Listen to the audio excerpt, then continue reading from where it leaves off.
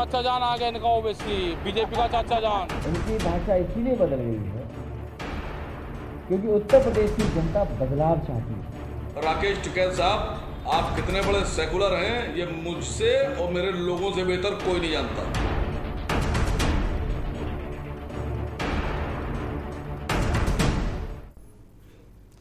नमस्कार, मंथन में आपका स्वागत है। मैं दुर्गेंद्र चौहान हूँ। आज मंथन में बात होगी अब्बा जान के बाद यूपी का जो ख़ानदान है ना वो बढ़ रहा है। यूपी में चुनाव जैसे जैसे आया तो वो ख़ानदान बढ़ रहा है। अब्बा जान के बाद अब चाचा जान आ गए।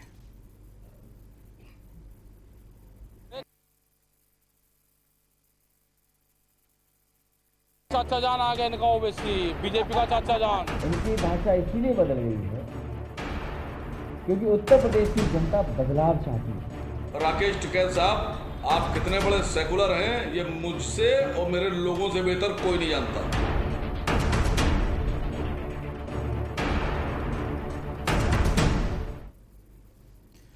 किसान नेता राकेश टिकैत ने यूपी के चुनावी खानदान में चाचा जान की एंट्री करा दी और इसी के साथ ये जो जुबानी जंग है ना, अब्बा जान से शुरू हुई जुबानी जंग और भी दिलचस्प हो गई। इस पर भारतीय जनता पार्टी को तो मिर्ची लगी ही, मियाँ ओवैसी भी कम नहीं तिलमिलाए। यही नहीं, बात अब्बा जान चचा जान तक ही नहीं रही, अम्मी जान और भाईजान तक आ गई। और कुछ हमारे मीडिया के साथियों ने तो आतंकी जान भी कह दिया। जो 6 आतंकी पकड़े गए। गजब है उत्तर प्रदेश और गजब है यहाँ की राजनीति। उत्तर प्रदेश तो गजब है ही है, लेकिन उत्तर प्रदेश की राजनीति बड़ी गजब हो गई है। तो देखिए, हम आपको पहले सुनाते हैं कि योगी जी ने अब्बा जान को इस चुनावी मैदान में उतार कर क्या कहा। उसके बाद फिर अखिलेश का पलटवार आपको बताएंगे। क्या ये राशन 2017 के पहले भी मिलता था? क्योंकि तब तो अब्बा जान कहने वाले राशन हजम कर जाते थे। क्या ये राशन 2017 के पहले भी मिलता था? सरकार के मुखिया की भाषा बदल गई है।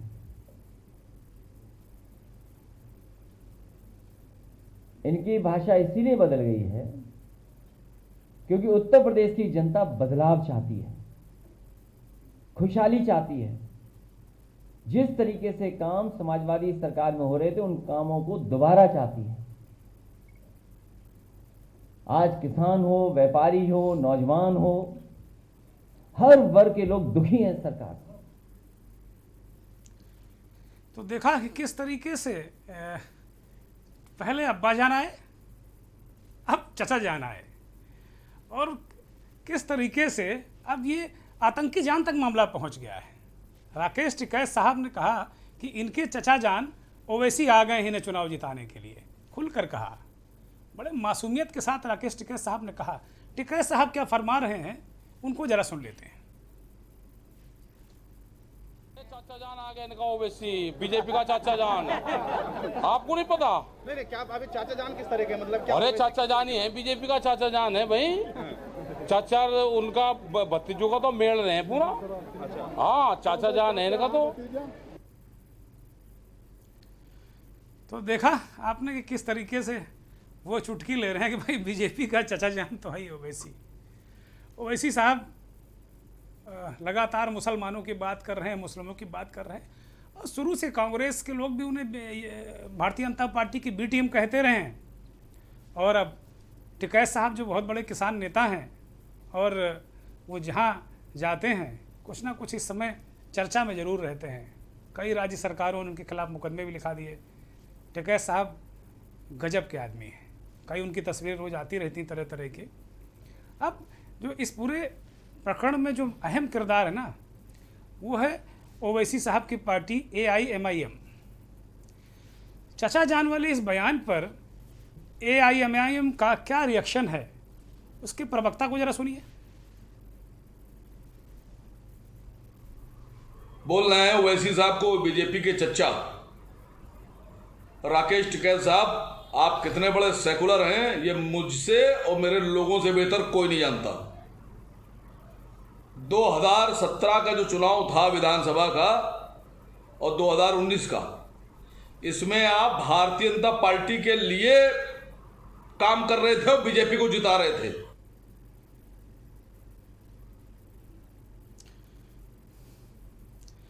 तो देखा आपने अब किस तरीके से आसिम वकार साहब जो ओवैसी की पार्टी के उत्तर प्रदेश में भी काफ़ी काम करते हैं और राष्ट्रीय प्रवक्ता हैं इस समय, कैसी बातें कर रहे हैं। वो 2017 में पहुंच गए, मुजफ्फरनगर दंगों की बातें करने लगे। अरे भाई अभी थोड़े दिन पहले तो अल्लाह अकबर और हर हर महादेव के नारे लगवाए हैं ना। अब किस बात का गम, अब किस बात की कसर रह गई। आप सेकुलर की बात करते, ठीक है, उस समय नहीं सेकुलर रहे होंगे, कोई मजबूरी रही होगी। अब तो सेकुलर है ना, एक ही मन से हर हर महादेव और जय श्री राम के नारे लग रहे हैं, हर हर महादेव और अल्लाह अकबर के नारे लग रहे हैं ना। तो कुल मिलाकर ये एक अजब सी जंग हो गई है। और अगर देखें तो उत्तर प्रदेश में जो एक तरीके से पूरे ख़ानदान पूरे पीढ़ियों को उतार दिया गया है, और उसमें रोज़ रोज़ कोई ना कोई नई एंट्री हो रही है। और आज दिन भर पूरा मीडिया इसी चचा जान के चक्कर में उलझा रहा। जो मूल मुद्दे हैं ना चुनाव के, या जो जनता के मूल मुद्दे हैं ना, वो मुद्दे अपने आप कहीं ना कहीं पीछे चले जाते हैं इस तरह की राजनीति में। चचा जान, पाकिस्तान, इमरान खान, कब्रिस्तान, ये मुद्दे बड़े, और ये जानबूझकर उछाले जाते हैं दोनों तरफ से। जो दाढ़ी वाले लोग जो हैं और जो पंडित जी लोग हैं, पंडित जी इंसेंस में किसी कम्युनिटी के बारे में नहीं कह रहा हूँ, दोनों तरफ के कठमुल्लों की बात कर रहा हूँ कि एक तरफ जो हार्ड लाइनर चाहे मुस्लिमों को हो और चाहे हिंदुओं को हो, दोनों तरफ से ये चीज़ें चलती हैं। और चुनाव आता है तो इसका बाकायदे राजनीतिक पार्टियों को इसका फ़ायदा मिलता है, इसमें कहीं कोई शक नहीं। और मैं तो यहाँ तक दावा करूँगा कि बाकायदे ये एक प्लान तरीके से किया जाता है बयानों में उलझाने के लिए। मूल मुद्दे चाहे पक्ष के हों चाहे विपक्ष के, दोनों गायब हो जाते हैं। तो उत्तर प्रदेश की जनता समझदार है, और अभी कोरोना में बहुत भयानक स्थितियां देखी हैं, बेरोजगारी देखी है, पीड़ा देखी है। हालांकि सरकार ने बहुत प्रयास किए, इसमें कहीं कोई संदेह नहीं है, लेकिन दिक्कत में तो रहे लोग अभी भी हैं। तो कम से कम ये देखना होगा कि अब जनता कैसी रिएक्ट करती है। खैर, इससे थोड़ा आगे बढ़ते हैं, बात बुलडोजर और AK-47 की करते हैं। अब आप कहेंगे AK-47 कहाँ आ गई भाई, ये तो बहुत खतरनाक हथियार है, चीनी राइफल है, सुरक्षा बलों का प्रमुख हथियार है, और आतंकवादी भी बहुत इसका प्रयोग करते हैं हमारी निरीह जनता के खिलाफ। हमारे जो लोग हैं, जो हमारे अपने लोग हैं, उनके खिलाफ आतंकवादी इसका प्रयोग करते हैं। चीनी असल्ट राइफल है, लेकिन यहाँ राजनीति में राइफल भी आ गई, AK-47 भी आ गई। गजब है। कल बुलडोजर लेकर आए थे अखिलेश यादव, तो आज उत्तर प्रदेश के डिप्टी CM केशव मौर्य कहाँ चुप रहने वाले थे, वो सीधे सीधे AK-47 चुनाव मैदान में लेकर आ गए। जरा सुन लीजिए मौर्य साहब को। यादव जी ने भारतीय जनता पार्टी के द्वारा भूमाफियाओं के खिलाफ, अवैध कब्जेदारों के खिलाफ जो कार्रवाई की जा रही है, उस कार्रवाई पर तंज कसते हुए कहा था भाजपा को अपना चुनाव निशान बुलडोजर रखना चाहिए। तो मैंने कहा हमारी पार्टी तो बुलडोजर जो अपराधी हैं, माफिया हैं, अवैध कब्जेदार, उन पर चलाती है, लेकिन समाजवादी पार्टी तो अपराधियों के बल पर चलती है, इसलिए उनको अपनी पार्टी का चुनाव निशान AK-47 राइफल रख लेना चाहिए। सलाह दी जाली मौर्य जी ने कि भाई अब AK-47 रख लो। वो अखिलेश बाबू ने कहा था कि भाई ये ध्यान रखो बुलडोजर चलाते समय किसमें एक स्टेरिंग नाम की चीज़ होती है, अभी ऐसे चल रही है, कल ऐसे भी घूम सकती है। उन्होंने धमकाया था कि हमारी सरकार आई तो बुलडोजर दूसरी तरफ मुड़ सकता है। तो आज उन्होंने कहा भाई आपकी जो सरकार थी ना, वो भी अपराधी गुंडे ही चलाते थे, तो आपको AK-47 ज़्यादा सूट करती है। वही चुनाव चिन्ह रख लीजिए ना, ये जो साइकिल है इसको बदल डालिए।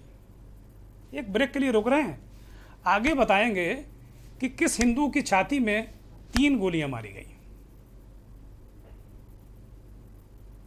अब्बा जान कहने वाले राशन हजम कर जाते थे।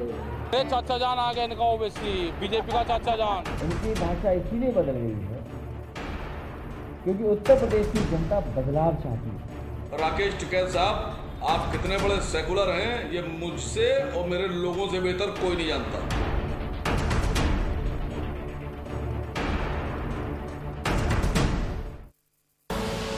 आप देख रहे हैं के न्यूज, खबरों का सारथी। जुबान के लिए उड़ चला गैरों की ज़मीं पर, खुशबू अपने पन की ढूंढता और दूर कितना भी जा, इस जुबान से दूर ना जा पाओगे। विमल, बोलो जुबान केसरी। जब पशुओं को मिलेगा प्यार और मिल्को मोर पशु आहार तो दूध बहेगा, मुनाफा बढ़ेगा। मिल्को मोर पशु आहार।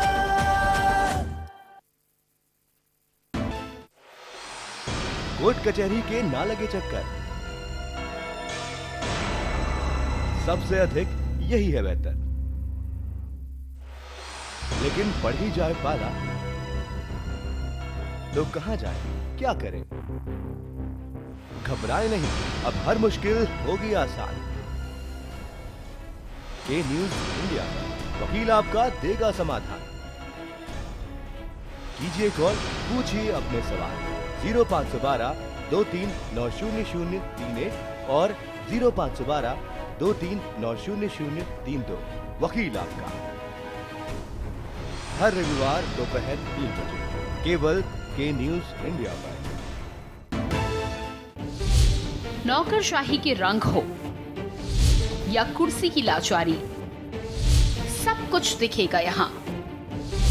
देखिए बस राग दरबारी, शनिवार और रविवार दोपहर 12 बजे सिर्फ के न्यूज पर मनीष पांडे के साथ। करें अपने जीवन को कृतार्थ, सुने श्रीमद् भागवत कथा रोज प्रातः 6 बजे मेरे साथ सिर्फ के न्यूज इंडिया।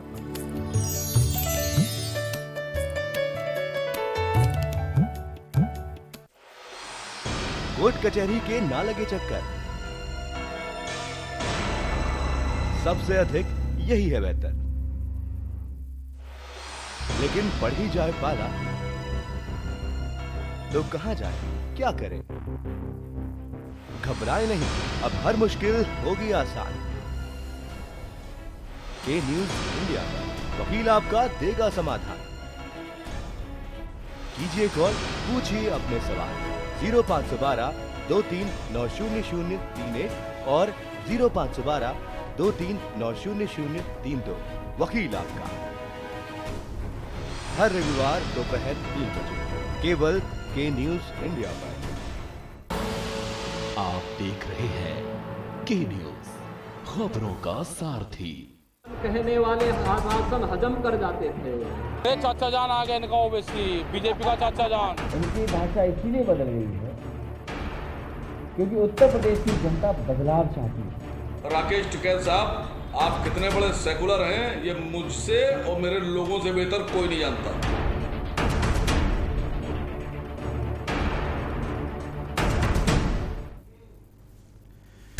अब्बा जान, भाई जान, चचा जान, अम्मी जान, इसके जरिए माहौल गरमाने की कोशिश की जा रही, क्योंकि चुनाव है उत्तर प्रदेश का, कोई मामूली चुनाव नहीं है। और यहीं से सभी लोग कहते हैं, एक बच्चा भी इस बात को कहता है कि उत्तर प्रदेश से ही दिल्ली का रास्ता जाता है। जो उत्तर प्रदेश जीतता है वो दिल्ली पर कब्जा करता है। 2024 में दिल्ली में भी सरकार बननी है और चुनाव पूरे देश में होना है। तो उत्तर प्रदेश फतेह को लेकर कवायद चल रही है। सभी राजनीतिक दल अपने अपने तरीके से काउंटर कर रहे हैं, बता रहे हैं और एक से एक हथियार छोड़ रहे हैं। कभी अब्बा जान, भाई जान, चचा जान, कभी AK-47 और बुलडोजर। राहुल गांधी कांग्रेस के पूर्व अध्यक्ष और सांसद थे तो आज दिल्ली में, लेकिन निशाना उनका भी उत्तर प्रदेश था। ये तस्वीरें देखिए, ये अखिल भारतीय कांग्रेस कार्यालय अकबर रोड की तस्वीरें हैं दिल्ली की, जो कांग्रेस का मुख्यालय है। राहुल गांधी साहब गए, मौका था महिला कांग्रेस के स्थापना दिवस का, पुस्तक का विमोचन किया और भी जो कार्यक्रम थे वो किया। उसके बाद सीधे राहुल गांधी ने तीर और कमान चढ़ाया और तीखे तेवरों में भारतीय जनता पार्टी, आरएसएस ऐसे घातक प्रहार किए कि कुछ पूछिए मत। हिंदुत्व, हिंदू, लक्ष्मी जी, दुर्गा जी, पूरा एक ऐसा तस्वीर उन्होंने पेश की कि वाकई एक बार लगा कि ये हो क्या रहा है। राहुल गांधी को सुनिए, कितने आक्रामक तेवर में नजर आए वो। बीजेपी के लोग कहते हैं कि वो हिंदू पार्टी, कि बीजेपी के आरएसएस के लोग हिंदू पार्टी। तो अगर पिछले 100-200 साल में किसी एक व्यक्ति ने हिंदू धर्म को समझा हो और हिंदू धर्म को अपनी प्रैक्टिस बनाई हो, तो उस व्यक्ति का नाम महात्मा गांधी है। इसको हम भी मानते हैं और इसको आरएसएस के लोग भी मानते हैं, बीजेपी के लोग भी मानते हैं। तो अगर महात्मा गांधी ने हिंदू धर्म को समझा और उन्होंने अपनी पूरी जिंदगी हिंदू धर्म को समझने में लगा दी, तो आरएसएस की विचारधारा ने उस हिंदू की छाती में 3 गोली क्यों मारी? बीजेपी। तो आपने देखा कि उन्होंने महात्मा गांधी के बारे में कहा, हिंदुत्व के बारे में कहा, और ये कहा कि भाई 100-200 साल में ऐसा कभी कोई ऐसा महापुरुष नहीं पैदा हुआ जिसने हिंदू की जो विचारधारा, जो अवधारणा है ना, हिंदू कोई जाति नहीं है, कोई धर्म नहीं, एक अवधारणा है, और उस अवधारणा को अगर अपने जीवन में किसी ने 100-200 साल में उतारा है तो वो मोहनदास करमचंद गांधी थे, यानी महात्मा गांधी। अब फर्क इतना है कि गांधी की विचारधारा और सावरकर और गोडसे की विचारधारा में क्या फ़र्क है, ये भी उन्होंने अपने कार्यकर्ताओं से पूछा और कहा कि ये बड़ा गहरा सवाल है कि महात्मा गांधी को महात्मा गांधी ने हिंदू धर्म के मर्म को समझा, और भारतीय जनता पार्टी खुद को हिंदुवादी पार्टी कहती है। गांधी जी ने हिंदुत्व को जीवन में उतारा, तो ऐसे हिंदू के सीने में 3 गोलियां क्यों मारी गई? ये बड़ा सवाल उठाया, और उनका निशाना भी उत्तर प्रदेश था। दिल्ली में बैठकर उन्होंने संघ और भाजपा पे सवाल उठाया और कहा कि भाई जब इतने बड़े आप हिंदूवादी हैं तो महात्मा गांधी की सीने में 3 गोलियां क्यों पड़ी? गोडसे ने क्यों हत्या की? सावरकर क्यों उसमें शामिल रहे? तो एक तरीके से उन्होंने ये बताने की कोशिश की।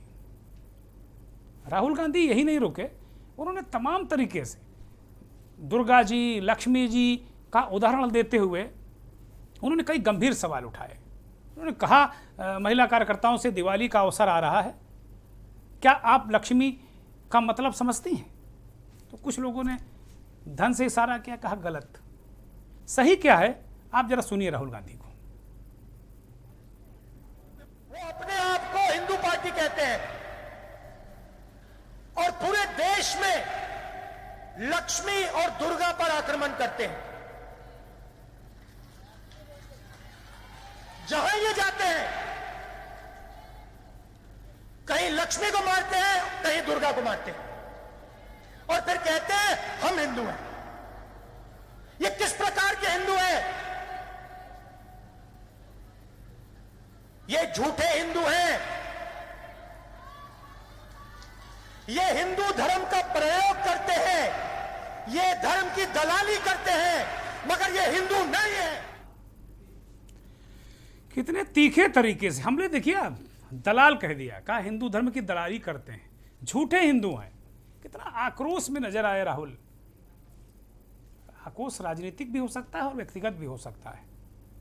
कांग्रेस पार्टी उत्तर प्रदेश में अभी अपनी जड़ें मजबूत नहीं कर पाई है, बहुत पुरानी पार्टी है, लेकिन 30-32 साल से उत्तर प्रदेश से आउट है पूरी तरीके से।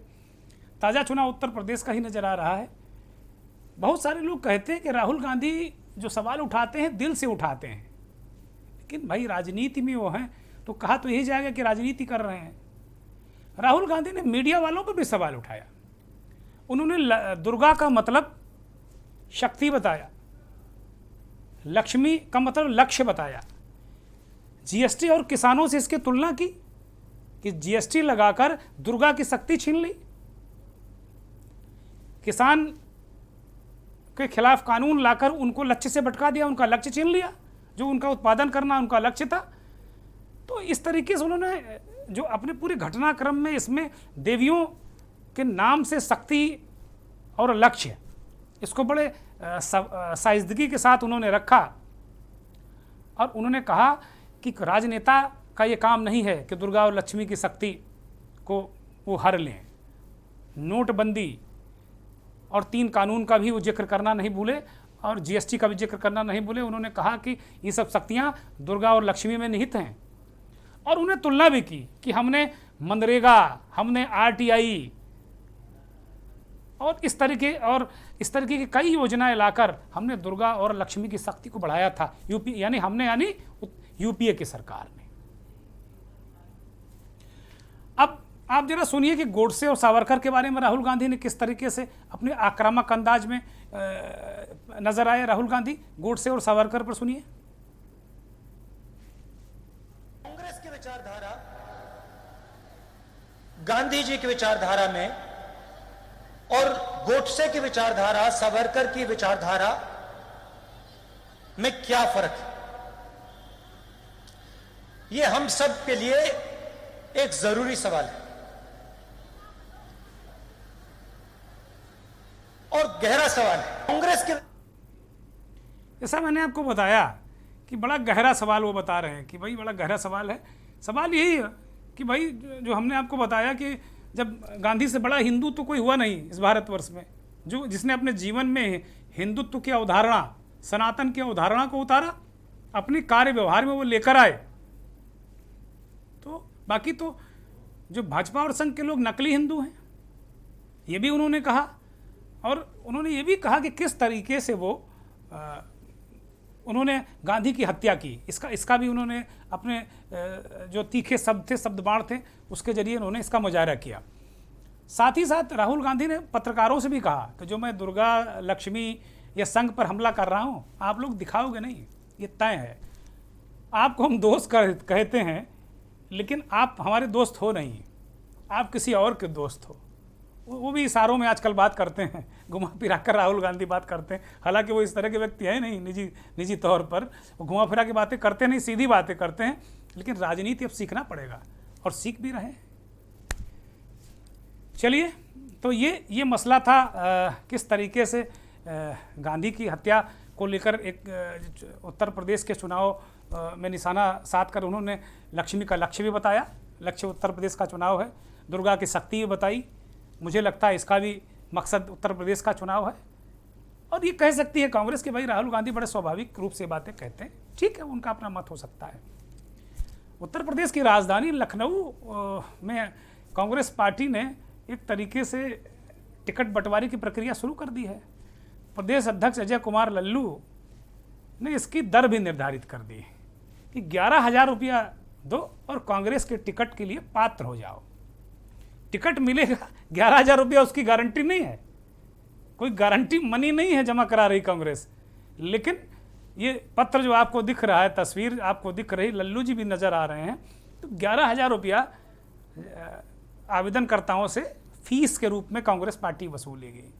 और ये कहा गया, अभी जो प्रारंभिक खबर आई कि लल्लू जी के अकाउंट में पैसा जाएगा।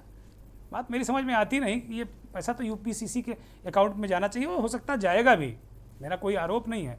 लेकिन कांग्रेस में इस तरह के घपले घोटाले, सदस्यता पर्चियाँ, इस तरह के घपले घोटाले पहले कई बार हुए हैं उत्तर प्रदेश में। तो लल्लू जी अपना सतर्क रहेंगे, मुझे ऐसा लगता है। लल्लू जी क्या बोले उनको सुन लेते हैं। वो सहयोग राशि है और किसी भी संस्था और संगठन को आगे ले जाने के लिए कहीं ना कहीं सहयोग की जरूरत होती है। कोई भी संस्था और राजनीतिक पार्टी सहयोग से ही चलती है, तो सहयोग राशि है। नहीं, देखिए, ये दबाव नहीं है, तो शिक्षा है। और मैं समझता हूं कि कांग्रेस पार्टी पारदर्शिता के साथ अपने कामों को कर रही है और हमने तो पूरा उसका सर्कुलर जारी किया है। तो देखा आपने कि किस तरीके से लल्लू जी बात सही कह रहे हैं, बड़ा हिचक हिचक के बड़ा संभल के करें भाई सहयोग राशि। अरे भाई लल्लू जी सभी लोग लेते हैं, समाजवादी पार्टी पिछले बार 25,000 ले रही थी, हो सकता है 50,000 ले जाए। हम बहन जी तो ठीक ठाक सहयोग राशि लेती रही, अब पता नहीं क्या है। चलिए, एक और राजनीतिक पार्टी आम आदमी पार्टी, बड़े दिनों से उम्मीद ये की जा रही थी कि आम आदमी पार्टी कुछ चेहरे सामने लाएगी। कल भी ये खबर आई थी कि आम आदमी पार्टी कम से कम 1 सैकड़ा अपने उम्मीदवारों की घोषणा करेगी। आज शाम को उत्तर प्रदेश के प्रभारी सांसद संजय सिंह ने इन नामों की घोषणा कर दी, लेकिन इन्हें अभी सीधे उम्मीदवार या प्रत्याशी नहीं बनाया गया है। ये बात वही है घुमा फिरा कर, लेकिन 100 नामों की उन्होंने घोषणा कर दी। पूर्वांचल, मध्य उत्तर प्रदेश, ब्रज प्रदेश, पश्चिमी उत्तर प्रदेश, ये जो 100 नाम हैं लगभग पूरे उत्तर प्रदेश को इसमें शामिल करने की कोशिश की गई है। संजय सिंह ने एक एक उम्मीदवार की घोषणा की और बताया कि हम किस तरीके से आक्रामक तरीके से चुनाव लड़े जा रहे हैं, किसी से कोई गठबंधन नहीं है और सारी चीज़ें बिल्कुल जो सिस्टम है आम आदमी पार्टी का वैसे ही चलेंगे। संजय सिंह को सुन लेते हैं। आम आदमी पार्टी उत्तर प्रदेश में अपने 100 विधानसभा प्रभारियों की सूची जारी कर रही है और ये 100 विधानसभा प्रभारी हमारे संभावित प्रत्याशी और उम्मीदवार अपने अपने क्षेत्रों से होंगे। इस मंशा के साथ आम आदमी पार्टी ने इन 100 विधानसभा प्रभारियों का चयन किया है। इस सूची में सबसे ज्यादा प्रतिनिधित्व पिछड़े वर्ग के लोगों को 35 कैंडिडेट आम आदमी पार्टी की ओर से पिछड़े वर्ग के कैंडिडेट्स को बनाया गया है। तो आपने देखा कि संजय सिंह बता रहे हैं कि भाई 100 लोग हैं, वो कह रहे हैं कि संभावित प्रत्याशी हैं और प्रभारी हैं। आपको याद होगा बहुजन समाज पार्टी सालों पहले से प्रभारी बना देती थी। सहयोग राशि जिसकी बात अभी हम कर रहे थे, सहयोग राशि जमा करा देती थी, वो ठीक ठाक सहयोग राशि, अच्छी खासी सहयोग राशि होती थी। और उसके बाद फिर बसपा के टिकट भी बहुत कटते थे। लेकिन आम आदमी पार्टी अपने वादे की पक्की है, ऐसा संजय सिंह कह रहे हैं कि भाई लगभग ये संभावित प्रत्याशी हैं, कहीं कोई बहुत बवाल झगड़ा नहीं हुआ तो प्रत्याशी यही रहेंगे। संजय सिंह की बात को आगे पूरा कर देते हैं कि इसमें जो 100 प्रभारी प्रत्याशी सामने आए हैं, इनमें 35 पिछड़े वर्ग से हैं, 20 ब्राह्मण हैं, 16 दलित हैं और 5 मुसलमान हैं। अगर समीकरण देखें तो उत्तर प्रदेश में 8 से 10% ब्राह्मण हैं, लेकिन उनको टिकट काफ़ी दिए गए हैं। दलित करीब 21% हैं, उनको 16 टिकट दिए गए हैं। इसी तरीके से जो 19% मुसलमान हैं, उनकी संख्या अभी जो आई है कुल 5 हैं। तो कुल मिलाकर ये देखा गया कि समीकरण अभी ब्राह्मण और पिछड़े, ये समीकरण लेकर चल रही आम आदमी पार्टी, और यही वोट बैंक ब्राह्मण और पिछड़े और दलित, ये मायावती का भी है। खैर अभी तमाम तरीके जैसे जैसे विधानसभा चुनाव की तिथि करीब आ गया, जैसे जैसे प्रचार उत्तर प्रदेश का माहौल गर्म होगा तो इस तरह की चीज़ें नज़र आएंगी। अभी टिकट को लेकर भी तमाम बवाल झगड़े बाकी हैं। बवाल झगड़े यानी कोई ऐसा नहीं कि कोई गोली कट्टा चलेगा। बिहार में पहले चला करते थे, उत्तर प्रदेश में बवाल हुआ, यहाँ तो कुर्सियाँ उर्सियाँ चलती हैं। हम सब तैयार हैं देखने के लिए। लेकिन चलते चलते आपको तस्वीर दिखा रहे हैं। ये मध्य प्रदेश के स्वास्थ्य मंत्री हैं विश्वास सारंग जी टीवी में बहुत छाए रहते हैं ज़बरदस्त तरीके से। अक्सर आपको डिबेट करते बाहें चढ़ाते चुनौती देते मिल जाएंगे। खुद को धुर राष्ट्रवादी कहते हैं, होंगे भी, हम कोई चैलेंज नहीं कर रहे हैं। लेकिन अब जरा ये तस्वीर तो बड़ी गौर से देखिए। देश की कई राज्यों की सरकारें डेंगू से बचाव के लिए अभियान चला रही हैं। उत्तर प्रदेश में भयानक डेंगू का प्रकोप है। यहाँ की सरकार भी कुछ प्रयास कर ही रही होगी इस तरह के जैसे सारंग साहब कर रहे हैं। लेकिन यहाँ का कोई मंत्री या मुख्यमंत्री इस तरह पानी उलीचता नज़र नहीं आया हमको। पहले उत्तराखंड में हमें तस्वीरें याद हैं, त्रिवेंद्र सिंह रावत पानी उलीचा करते थे और अपने गमले पलटाया करते थे, लेकिन अभी धामी जी भी नज़र नहीं आ रहे हैं। अब आप देख लीजिए गौर से, एक प्लास्टिक का छोटा सा गिलास लिए हैं सारंग साहब, और इतना बड़ा टब है, अब ये कब तक उलीचेंगे? अरे भैया मतलब थोड़ा तो कॉमन सेंस लगा लो, जनता इतनी मूर्ख नहीं है। अरे वीडियो बनवाना है तो थोड़ा ध्यान से बनवाओ भाई सारंग साहब। ये तो मुझे लगता है पूरा दिन उलीचते रहेंगे और इनको दफ्तर जाने का भी मौका नहीं मिलेगा। अरे ये भी हो सकता था कि एक बार में खुद ही उठाते और पलट देते, डेंगू दूर दूर तक कहीं नज़र नहीं आता।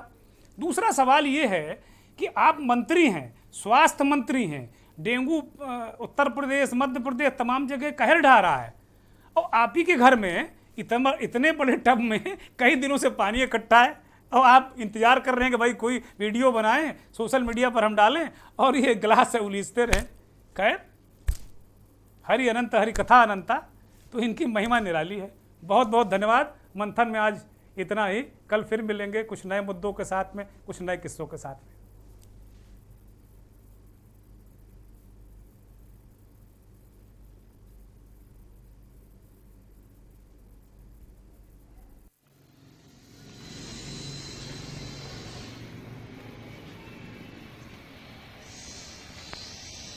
अब्बा जान कहने वाले राशन हजम कर जाते थे। अरे चाचा जान आ गए इनका, ओवैसी बीजेपी का चाचा जान। उनकी भाषा इसीलिए बदल गई है क्योंकि उत्तर प्रदेश की जनता बदलाव चाहती है। राकेश टिकैत साहब, आप कितने बड़े सेकुलर हैं ये मुझसे और मेरे लोगों से बेहतर कोई नहीं जानता।